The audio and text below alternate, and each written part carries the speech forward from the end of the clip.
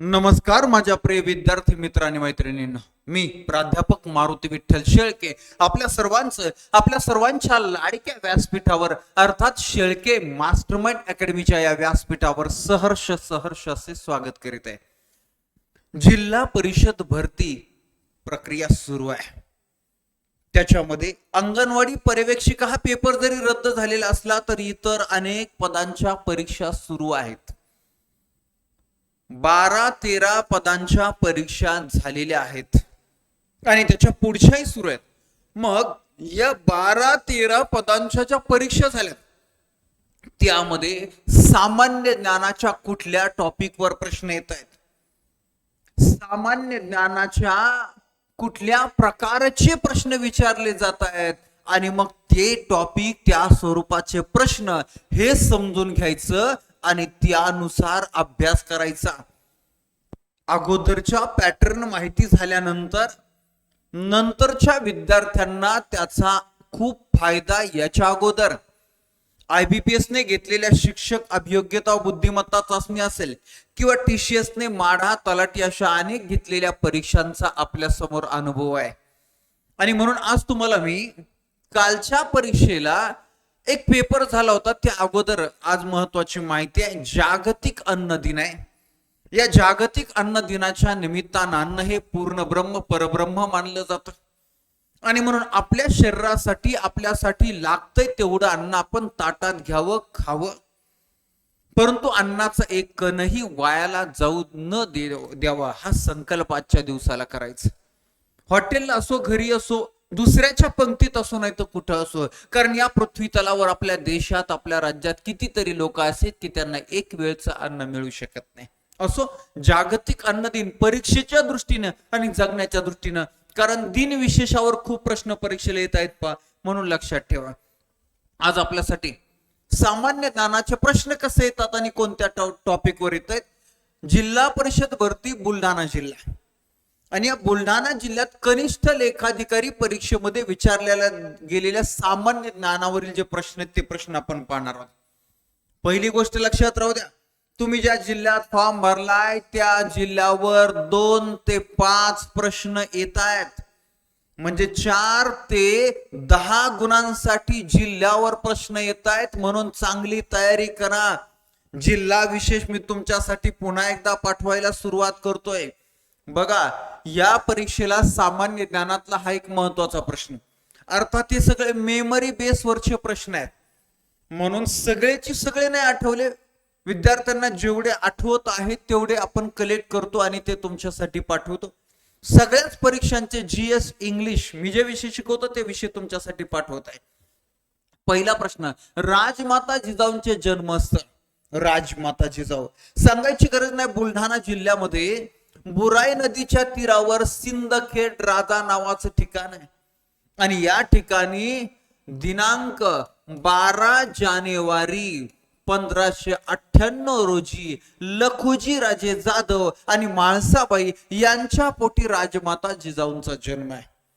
12 जानेवारी हा राजमाता जिजाऊ ज्यांनी या महाराष्ट्राचं हिंदवी स्वराज्याचं महान मंगल आणि देखणं स्वप्न पाहिलं, ते स्वप्न साकारण्यासाठी 2 छत्रपतींना घडवलं. अशा आदर्श माता, अशा राष्ट्रमाता, राजमाता जिजाऊ साहेब आणि या जिजाऊ साहेबांचा जन्म जो आहे राजमाता जिजाऊंचा सिंदखेड राजा बुलढाणा जिल्ह्यामध्ये.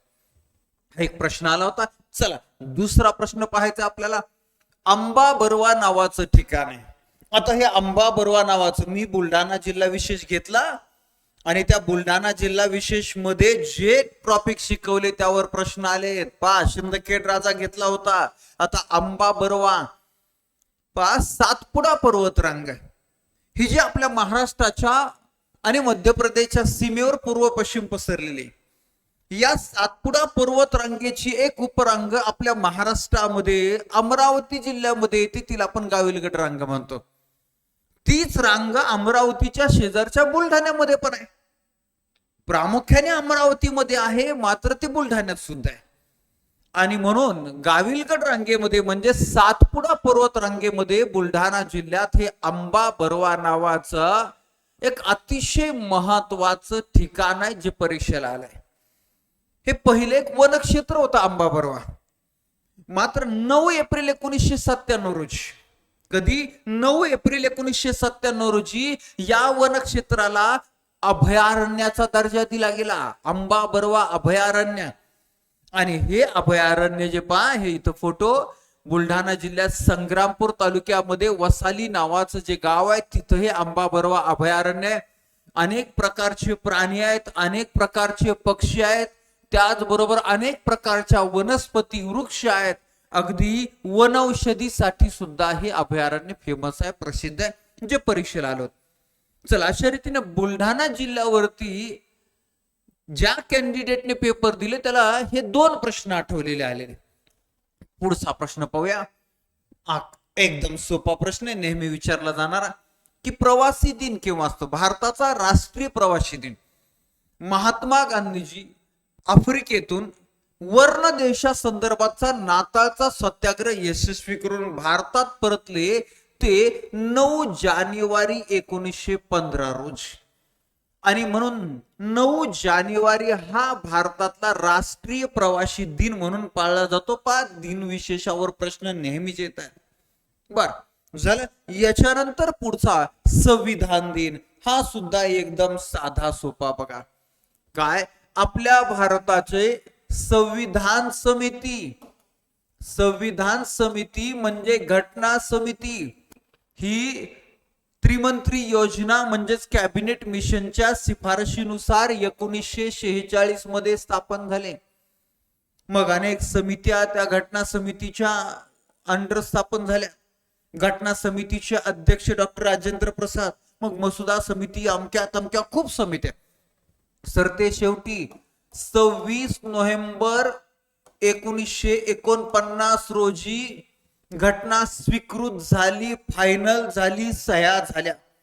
आणि मग हाच दिवस आपण संविधान दिन म्हणून साजरा करतो. आणि पुढे 26 जानेवारी 1950 रोजी आपल्या संविधानाची अंमलबजावणी झाली. आणि म्हणून हा दिवस 26 जानेवारी हा प्रजासत्ताक दिन, हा गणतंत्र दिन, लोकतंत्र दिन म्हणून साजरा केला जातो.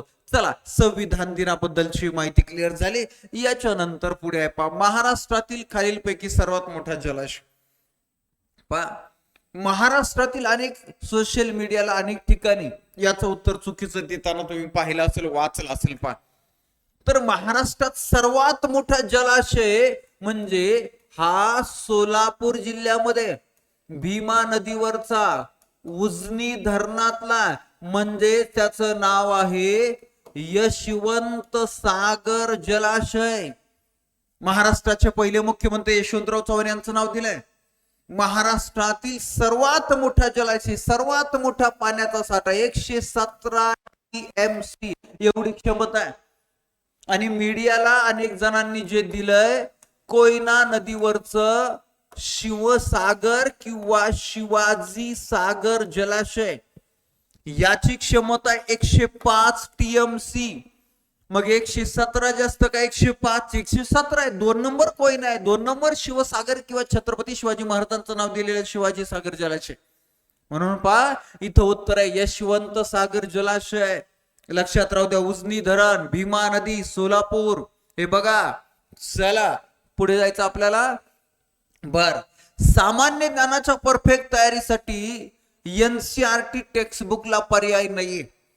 आणि अशा NCERT टेक्स्टबुकचा आपण 6वी ते 12वी पर्यंतच्या इतिहास, भूगोल, राज्यशास्त्र, अर्थशास्त्र आणि विज्ञानाच्या प्रत्येक धड्यावर ऑनलाईन तुम्हाला सोडवण्यासाठी टेस्ट आणि त्या टेस्टच्या विश्लेषणाचा व्हिडिओ, अशा प्रकारचा 6 महिने व्हॅलिडिटी असणारा कोर्स जो आहे, ₹1000चा कोर्स नवरात्र उत्सवाच्या निमित्तानं तुम्हाला फक्त ₹50 मिळत आहे. लक्षात राहू द्या.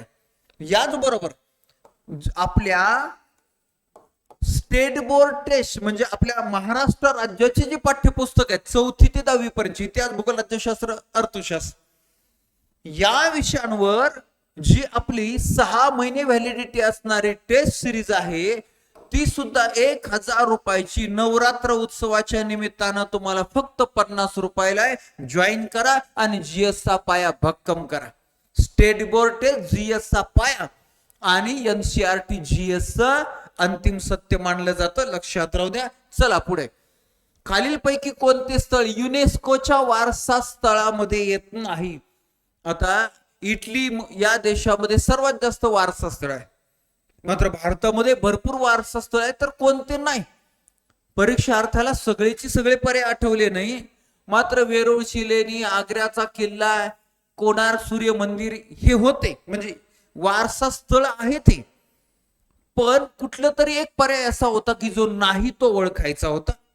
ठीक आहे, नाही तो पर्याय इथं नाहीच, हे सगळे आहेतच. त्या विद्यार्थ्याला जो नव्हता तो काय आठवलाच नाही. बर ठीक आहे.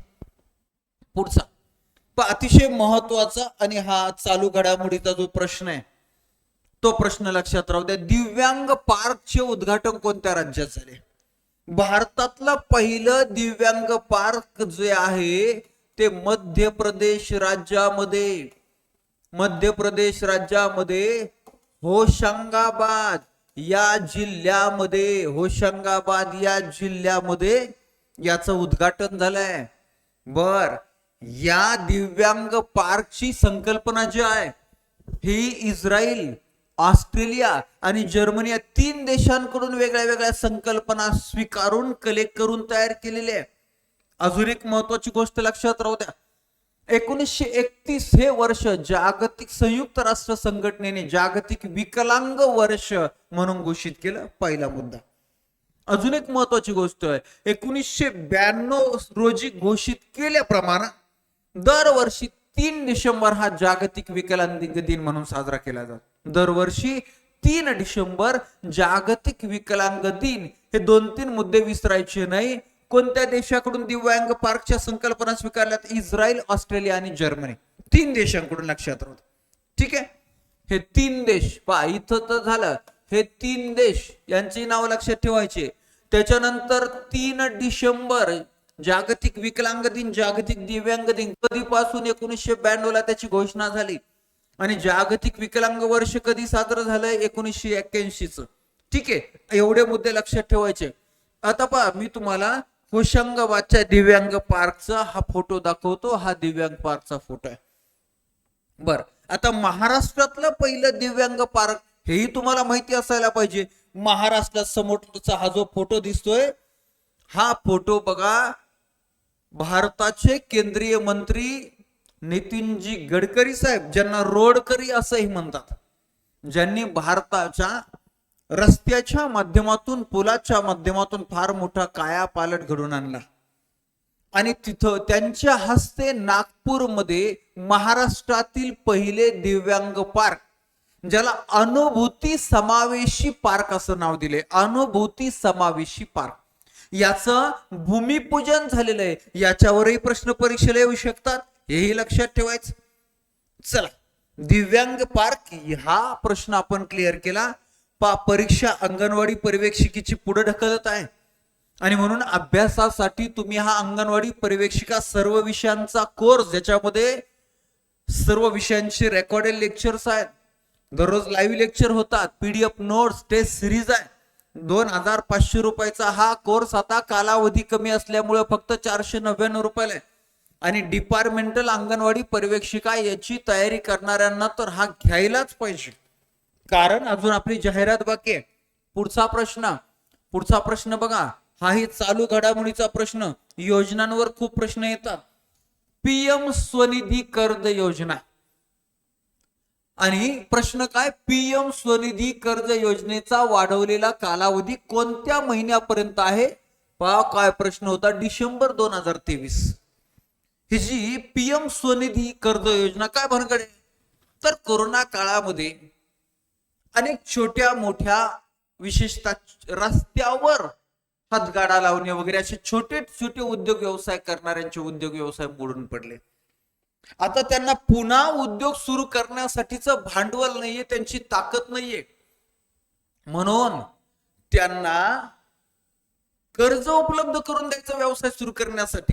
या हेतूने 1 जून 2020 रोजी ही योजना सुरू झाली.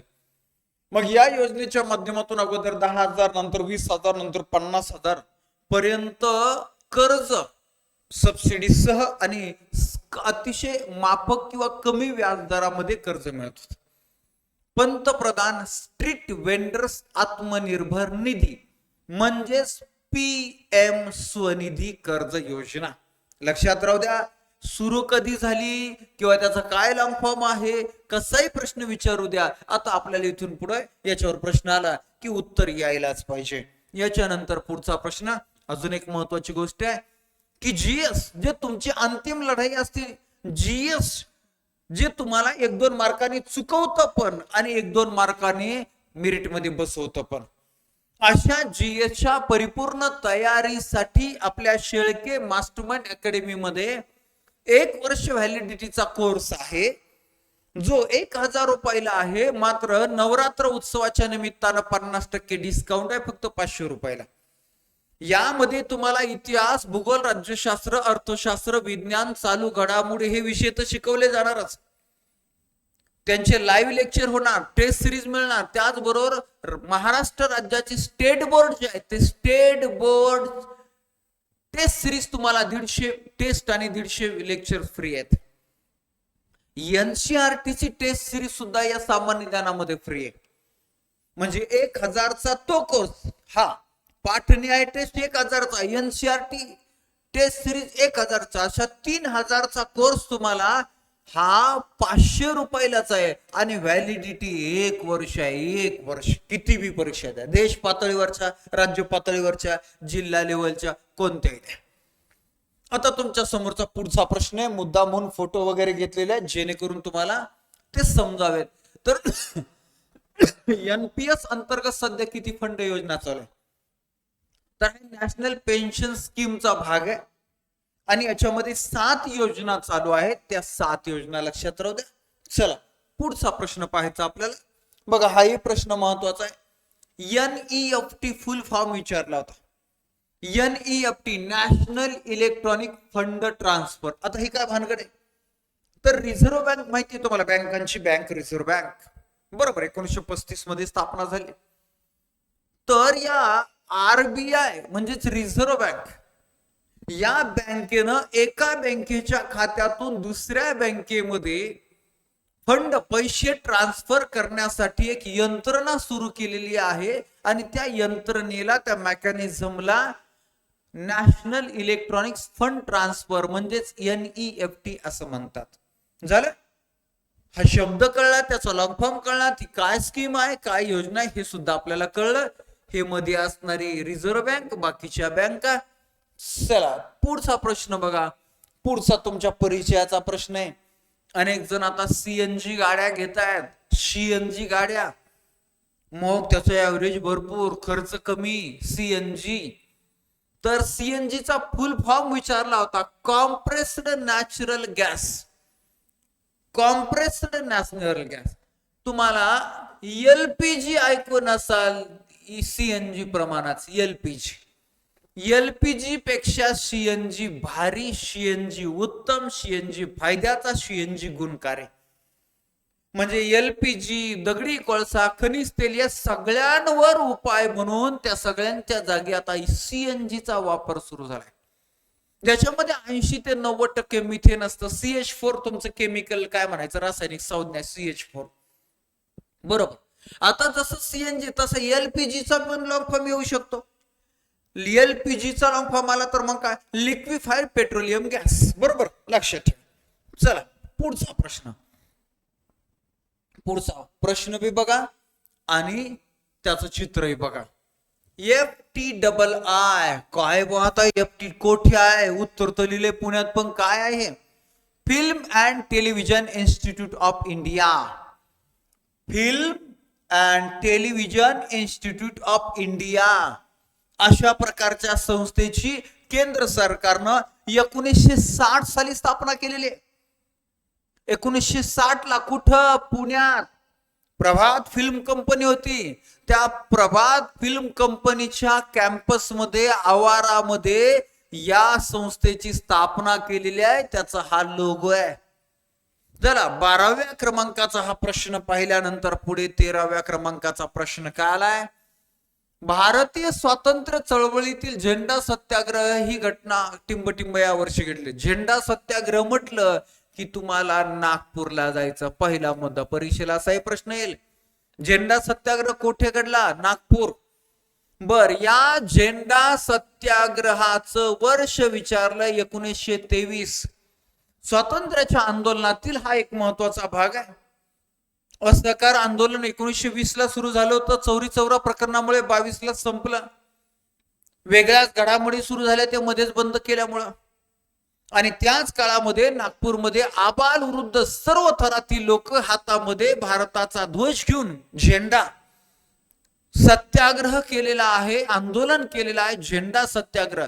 आणि त्या झेंडा सत्याग्रहाला आदर्श मानून देशभरात अनेक ठिकाणी अशा प्रकारचे झेंडा सत्याग्रह आहे. झाला 13व्या क्रमांकाचा प्रश्न 1923. पुढे झाले. जेवढे आपल्या विद्यार्थ्याला आठवले तेवढे प्रश्न त्यानं मेमरी लिहून काढून आपल्याला पाठवले, त्याचे मनपूर्वक आभार. अशा प्रकारे झालेल्या होणाऱ्या सर्व परीक्षांचे जीएस आणि इंग्लिशचे प्रश्न मी तुमच्यासाठी आपल्या या माझ्या तुमच्या सर्वांच्या सहकार्यानं यशाच्या शिखराकडे प्रवास करणाऱ्या आपल्या युट्यूब चॅनलवर आणि शेळके मास्टरमाइंड अकॅडमीच्या ऍप मध्ये तुम्हाला हे सर्व प्रश्न व्हिडिओच्या रूपानं पीडीएफच्या रूपानं उपलब्ध करून देणारे.